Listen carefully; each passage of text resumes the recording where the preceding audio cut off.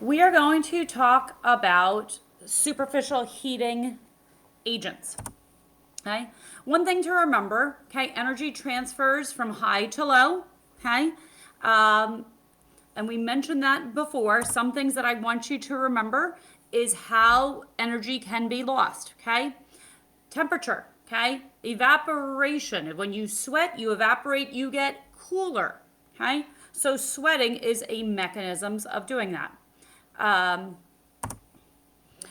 Conduction is when we're touching one another. When something touch, the transfer of heat is from high to low.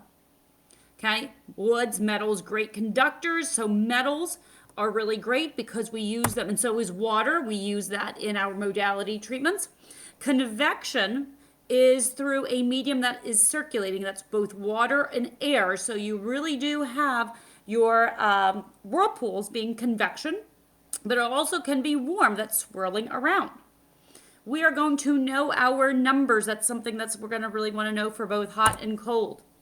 Radiation, okay, is when it's emitting energy from one object to the other. So a light is emitting. We also radiate heat from our heads up into the atmosphere. Right? So what do we associate? We consider warmth being tranquil, soothing, calming, relaxation. And so sometimes we use these modalities for that principle in itself for the patients. But something you need to consider, everything comes back down to the molecular level, okay? Heat is going to cause the molecular movements to go faster, whereas cold makes you go slower. So your metabolic rate is going to completely change when it comes to heat. Things will also vasodilate with heat. So that's something for you to also to consider. So we have superficial heat and deep heat, okay? Just in general, superficial heat goes about 1 to 2 centimeters. Know that 3 centimeters is about 1 inch. Deep heat goes 3 to 5 centimeters, so 1 to 1.5 centimeters deep. Can be ultrasound, diathermy, and a few others. So what we need to know is for a therapeutic effect to take place, the temperature must rise to 104 and 113 degrees. Okay? And again, remember there's that law of Gotthard-Draper that you're going to lose energy as you go deeper into the skin, and the outside barrier of the skin is called the stratum corneum, and it already blocks things from you. Okay? So to increase in superficial skin up to 18 degrees, 1 centimeter below the skin can change approximately 6 degrees in Fahrenheit. So things that we need to consider.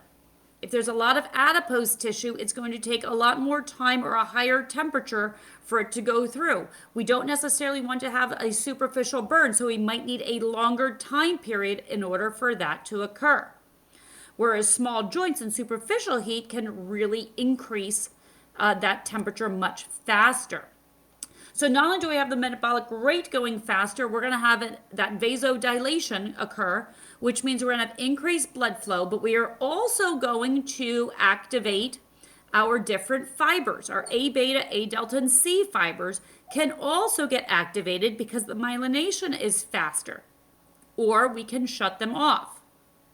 So analgesia is decreased pain. And when we have a lot of inflammation, that's congestion, or when you have congestion in the nose, when you clear it out, you do feel better. Hi. Muscle strength and function usually are not affected by superficial heat. Myofascial pain, acute pain are some good reasons why you would use superficial heat. And again, we have to think about when we do deep heat, what's our target tissue, and what do we need to get through in order to get there? How do we get there without doing any damage? And how do we maintain that target temperature of that target tissue for the right amount of time? So we have to look at the temperature and we have to look at the blood flow. But we also need to know that we have things going on in the body, and as blood circulates through the body, it's going to take that temperature and it's going to try to dissipate it. Okay? So again, we have all these other protective mechanisms in the body. Also, if we rise temperature too fast, okay, it's going to evoke the different types of nociceptors and cause pain. So how do you get these therapeutic levels without getting an adverse effect is the trick of the trade of using heat as a modality. Okay? So we need to know, first of all, the body temperature is 98.6 or 37 degrees Celsius. Okay? Chemical reactions are definitely going to influence, okay, temperature, because chemicals react to metabolic activity. Okay? For each 18 degrees in temperature, you're going to increase the metabolic activity and chemical activity. Things to keep in mind. So what chemicals, what nociceptors are being activated in the body? When tissue temperature rises, okay, 40 to 50 degrees Celsius, not Fahrenheit, Celsius, tissue will burn, okay? Because what's happening is the body cannot keep up with the dissipation of heat, and it is going to cause pain and burning. So you're going to have vasodilation, you're going to have increased blood flow just as a reaction to heat, okay? If you have a lot of vasodilation, it's going to cause increased edema. So do you want edema in that area? It could be an indication or it can be a contraindication. And again, the body's job is to stay at homeostasis. So it is going to try to stay at that temperature. So the person may be sweating to cool themselves. And that is done by the sympathetic nervous system. Okay? Your body has these AV shunt vessels found in the hands, feet, and toes. So if you notice, if your body needs to stay warmer, your fingers and nose and toes will get cold. It's shunting, so it's kind of decreasing that blood flow to the parts of the body that really don't need it as much. So heat is also going to increase inflammation, okay? Because you're going to have that vasodilation. You're going to have the histamines and prostaglandins, and they are going to cause vasodilations. Okay? You're going to start to sweat. And then these kallikreins get released from sweat. And then these sweats are going to act on bradykinins and other painful globulars if your body can't dissipate that heat enough, and it's going to cause pain. But also, since you are increasing inflammation and permeability, you're going to change, okay, how that vessel is responding. So you're going to probably get some form of mild edema, okay, when you use heat. And that could be normal if that's what you need to understand. So here, okay, you're going to have heat accelerates metabolic rate, which brings in more blood. More blood means more removal of debris, which is good. There's going to be dilation, increased phagocytosis, increased metabolic rate, but you may have more edema and potential pain in there. The neural response, okay, is that it can have an analgesic soothing effect, and it can decrease pain. It can increase someone's pain threshold. It can increase their tolerance to pain. Okay? It can also break some of that pain spasm cycle. Okay? But the question is, what are you trying to do? Because heat, sometimes you need to use cold. It's understanding that pain spasm cycle.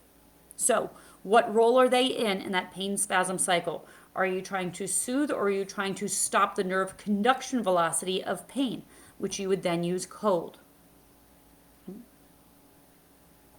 We will look at this when we are going to be doing applications of heat. There's a cardiovascular response to heat as well, okay? It's going to increase heart rate, but a hot pack on the lower extremity is not going to do that, okay? Because it's not going to really increase that heart rate because output is not there.